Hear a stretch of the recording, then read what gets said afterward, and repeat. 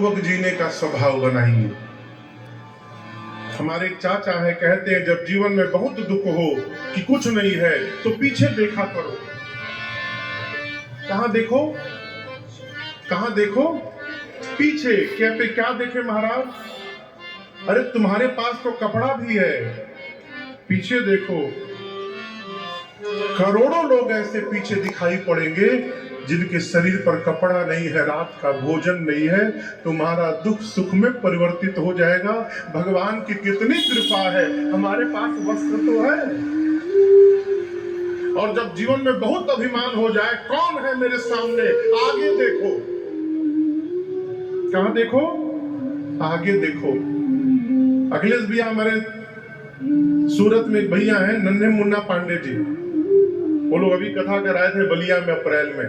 हमसे बोले महाराज 5 करोड़ रुपया लगा के मकान बनाए, तब तक हमारे आगे 11 करोड़ लगा के बना दिया। अब उसके घर के आगे हमारा घर पंछुछुर हो गया। जब आपको लगने लगे कि बहुत हो गया है, कौन है हमारे बराबरी में, आगे देखिए। आपके पास 5 मकान है, आप ऊपर उठाइए, सामने वाले के पास 100 मकान पड़ा हुआ है, आपका सारा अभिमान चूर्ण हो जाए। आनंद पूर्वक रहिए।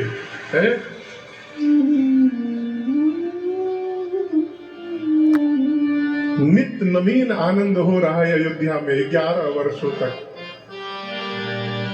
सब विधि सब पुर लोग सुखारी, कैसे रामचंद्र मुख चंद्र निहारी। भगवान के मुख रूपी चंद्रमा का दर्शन करके सारे अवधवासी आनंद में। इस आनंद के साथ अवधवासी नित्य भगवान शंकर से प्रार्थना करते हैं, बाबा यदि महाराज अपने जीते जी राम जी को युवराज पद पर आसीन कर देते, कितना दिव्य हो जाता। और आप दर्शन करिए, प्रजा के मन का भाव महाराज के विचार में प्रवेश करता है। एक दिन चक्रवर्ती जी सभा में बैठे हैं और बैठने के बाद राय सुभाय मुकुर कर लीधा बदन बिलो मुकुट सम कीन्हा। सभा में बैठे महाराज को ऐसा लगा कि सिर का मुकुट टेढ़ा हो गया है। महाराज ने दर्पण लिया और मुकुट को जैसे सीधा किया, तब तक शीशे में कान के पास आंखें चली गई। अब क्या दिखाई पड़ा? कान के पास का केश श्वेत हो गया है। ये संकेत है, शरीर का एक एक अंग हमको आपको संकेत देता है। आंख से दिखाई देना कम होने लगे, शरीर कहता है कि बाहर बहुत देख लिए, अब अपने को देखने का समय आ गया है। अपने को देखो, कौन हो तुम। कान से सुनाई कम देने लगे। देखिए एक बात कहें, जो बुजुर्ग लोग हैं वो नाराज नहीं होंगे मेरे पर, हम क्षमा पूर्वक कह रहे हैं। बुढ़ापे में जिसको कान से कम सुनाई देने लगे, वो समझे कि उस पर भगवान की कृपा हो गई है। वो बहुत भाग्यशाली जीव है। क्यों? ना सुनाई पड़ी ना टेंशन हुई।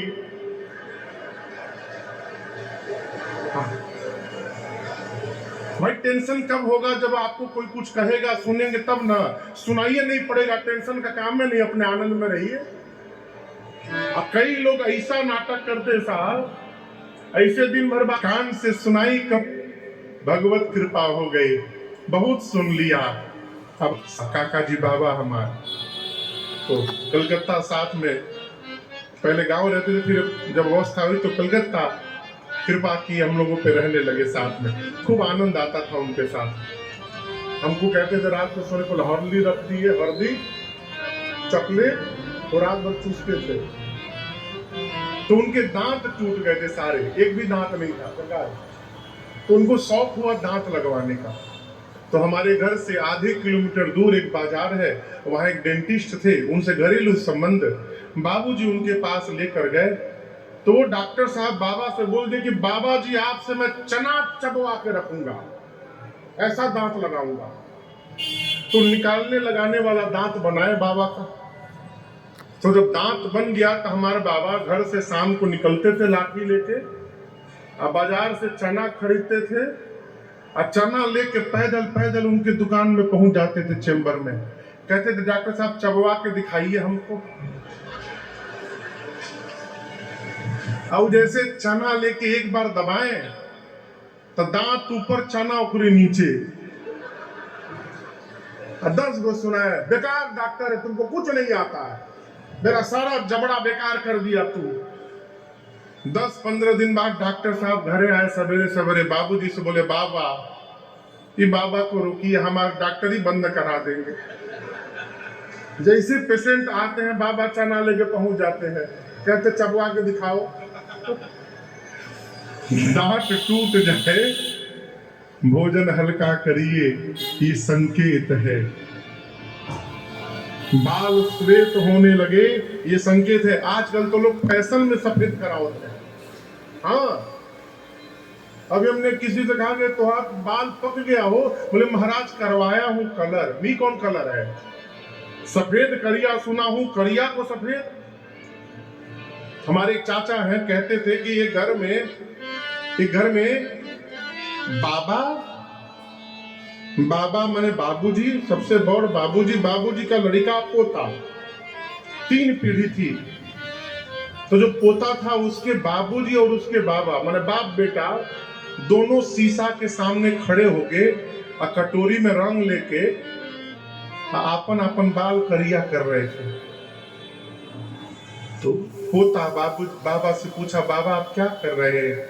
बोले बेटा सफेद बाल को काला कर रहा हूं। पिता से पूछा, पिताजी भी बोले बाबू सफेद बाल हो गया, उसको काला कर रहा हूं। लड़का 2 मिनट में गया और एक कटोरी में चूना लेके आया, घोर के। चूना होता है ना, चूना घोर के लाया, ब्रश लेके। अब बाबा बाबूजी के बगल में खड़ा होकर वो अपन करिया बाल सफेद करने लगा। तो ये दोनों पूछा, रे तुम क्या कर रहे हो? बोले दिखाई नहीं देता काला को सफेद करो। तो क्यों? जब आप दोनों बड़े होकर सफेद को काला कर रहे हैं तो मैं सोचा मैं ही काले को सफेद कर लूं, घर में कोई तो बुजुर्ग दिखाई देना चाहिए। आप दोनों नहीं मान रहे हैं। ये संकेत है कि आपको हम लोग नहीं कह रहे पंडित जी,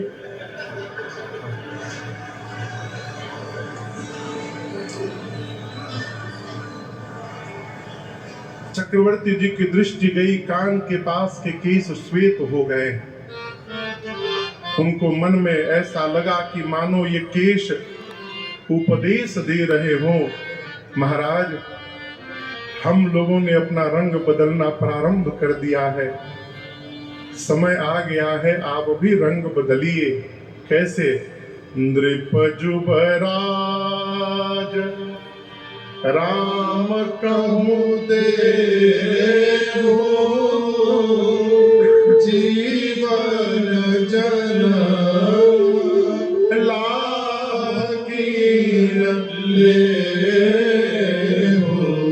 महाराज राम को युवराज पद पर क्यों नहीं आसीन कर देते? जैसे मन में ये भाव आया, श्री चक्रवर्ती जी महाराज दौड़ कर गए गुरुदेव के पास, चरणों में दंडवत करके बोले, गुरुदेव मेरे राम सब प्रकार से लायक हो गए। मैं देखता हूं गुरुदेव मेरे शत्रु भी मेरे राम की प्रशंसा करते, बैरियू राम बड़ाई करे।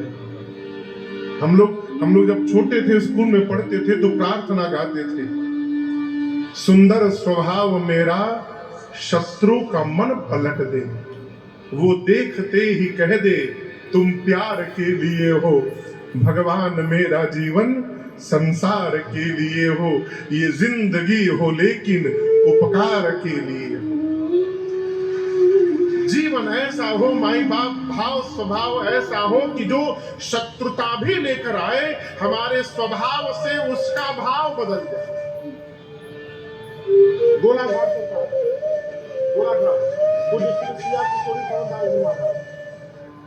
गोलाघाट में सिया किशोरी सिंह हमारे श्री राम अयोध्या में एक महापुरुष है, अभी है ना सरकार है,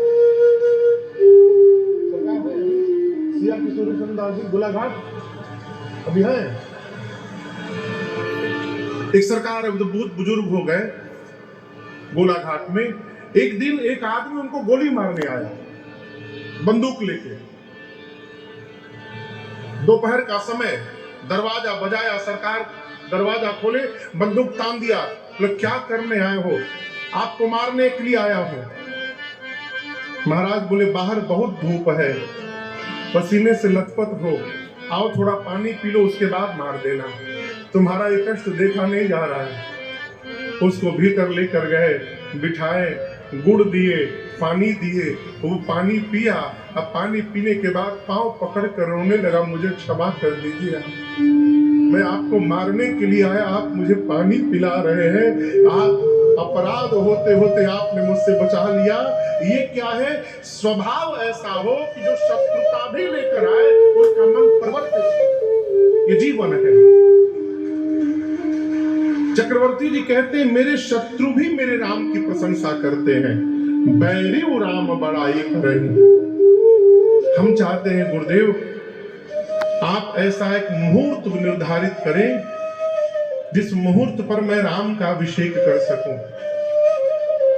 गुरुदेव मुस्कुराए, कहे महाराज मुहूर्त पर राम का अभिषेक नहीं होगा, आप जिस समय राम का अभिषेक कर देंगे वही समय सर्वश्रेष्ठ मुहूर्त बन जाएगा संसार में। इसलिए तुरंत करिए, बेग करिए, बेग विलंब न करिए, साजिए सब सुदिन सुमंगल तब ही जब राम हो ही जुड़ा। गुरुदेव ने कहा तुरंत करिए, जिस समय आप राम को अभिषेक करेंगे वही समय सबसे श्रेष्ठ मुहूर्त बन जाएगा। और आप जानते हैं महाराज ने तुरंत नहीं किया, महाराज ने कहा मैं कल करूंगा, और इसी कल ने श्री चक्रवर्ती जी को बेकल बना दिया। राम जी ने स्वयं रचना बनाई। यहाँ निवेदन करूं, राम जी के बन जाने में मां कैकेयी का लेश मात्र भी अपराध नहीं है।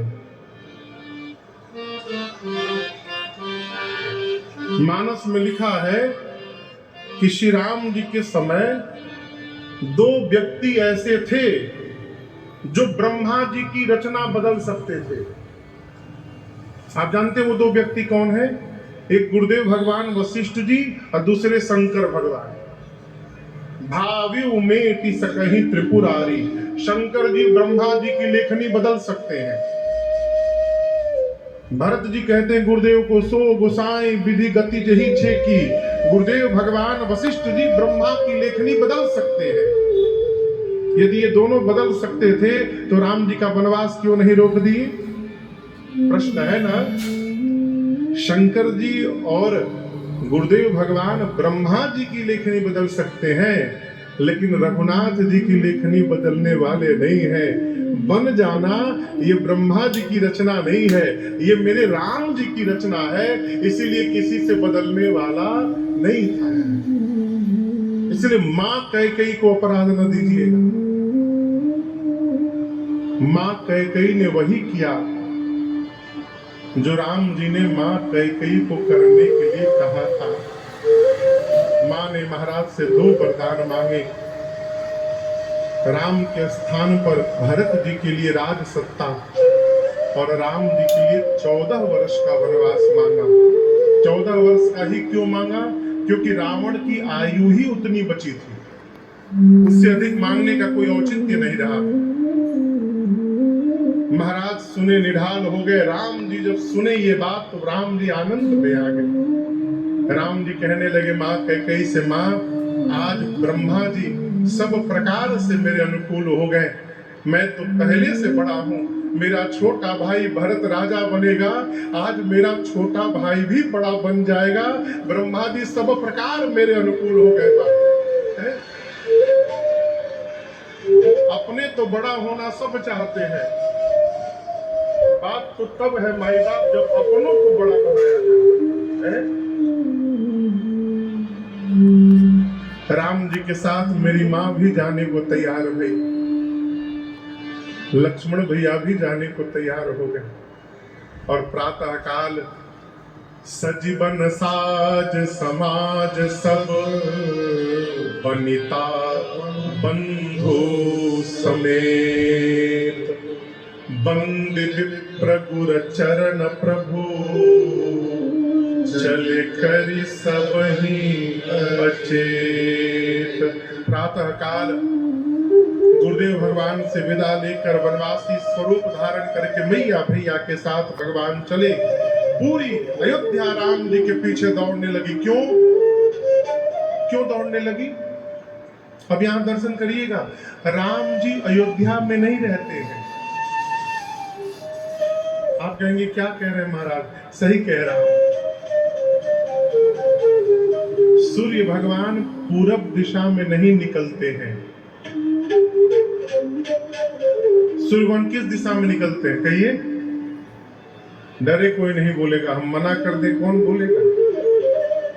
लेकिन सत्य मानिएगा, सूर्य भगवान पूर्व में नहीं निकलते हैं। सूर्य जिधर निकल जाए उसको पूर्व दिशा बता दिया जाता है, ये परिचय है। इसका अर्थ है कि पूर्व दिशा से सूर्य का पता नहीं चलता, सूर्य से पूर्व दिशा का पता चलता है। यदि कल पूरब किधर है? पूरब यहां पर सामने पूरब है। यदि कल से सूर्य यहां निकल जाएंगे ना तो कल से ये पूरब हो जाएगा। कोई नहीं कहेगा कि आज सूर्य दक्षिण से निकले हैं। क्यों? पूर्व से सूर्य का पता नहीं है, सूर्य से पूर्व का पता चलता है। उसी प्रकार राम जी अयोध्या में नहीं रहते हैं, राम जी जहां रहते हैं उसको अयोध्या कहा जाता है। अस्तु अयोध्यावासी दौड़ पड़े, अयोध्यावासी अयोध्या छोड़कर दौड़ पड़े। अवध तहां जहां राम निवासु। कल से राम जी वन में रहेंगे, हमारे लिए वन ही अयोध्या है। पूरी प्रजा चल पड़ी। पहले दिन तमसा के तट पर विश्राम हुआ। जब आप यहाँ से, मैं उस दिन बनारस गया था 2 दिन पहले सवेरे सवेरे, तो कप्तानगंज से जैसे दाहिने घुमा तो एक नदी पड़ी तमसा है, वही तमसा है ना, तमसा नदी है। आप लोग भी देखे होंगे कई बार। राम जी जब अयोध्या से चले तो पहली रात्रि उसी तमसा नदी के तट पर विश्राम हुआ। पूरी प्रजा है, सारे लोग थक के सो गए। भगवान सोचे यदि इस प्रकार प्रजा मेरे साथ रहेगी मैं पिताजी के वचन का निर्वाह नहीं कर पाऊंगा। अस्तु माया को प्रेरित करके और भगवान ने सबको गहरी निद्रा में सुला दिया। पूरी प्रजा सो गई। मध्य रात्रि में सुमंत जी से कहा तात रथ के पहिए के चिन्ह को मिटाकर अभी चलिए। सबको सोता हुआ छोड़कर भगवान चले और चलते चलते सीता सचिव सहित 2 भाई, सीता सचिव सहित 2 भाई, उस पार जाने के लिए श्रृंगवेरपुर में। और यहीं से केवट भैया की कथा प्रारंभ होती है। केवट जी पिछली रात्रि जहां राम लक्ष्मण जी और निषाद राज को बात कर रहे थे वहीं बगल में खड़े थे। और पूरी वार्ता सुन लिए हैं। क्या सुन लिए हैं? राम जी जीव नहीं है, राम जी ब्रह्म है, राम जी के चरणों में प्रेम करना ही परमार्थ है। प्रातःकाल निषाद राजकोष से केवट जी ने वरदान ले लिया है कि आज गंगा के घाट पर मुझे छोड़कर दूसरा कोई नाविक नहीं रहेगा। क्यों?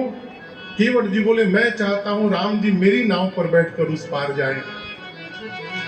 नाव को केवट भैया किनारे से खोलकर बीच नदी में ले जाके खड़ा कर दिए हैं। राम जी पहुंचे, पर आप दर्शन करिए, जो भगवान सबसे सबको देते हैं वो भगवान आज मांग रहे हैं। बाबा कहते हैं, मांगी नाव न केवट आना, मांगे नाव न केवट आना, कहे तुम्हारा मरम में गाना, कहे तुम्हारा मरम में गाना, चरण कमल रज कहूँ सब कहिए, चरण कमल रज कहूँ सब कहिए, मानो सकरनी मोरी कछु आई, मानो सकरनी मोरी कछु आई।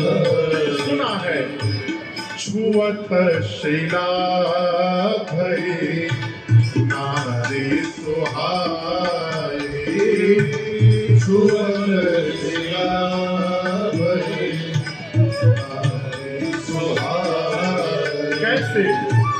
पाहन तेना काट कर खिलाई,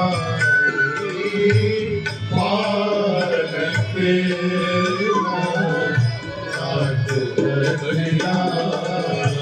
और का तरनी मुनि धरनी होई जाई, तरनी मुनि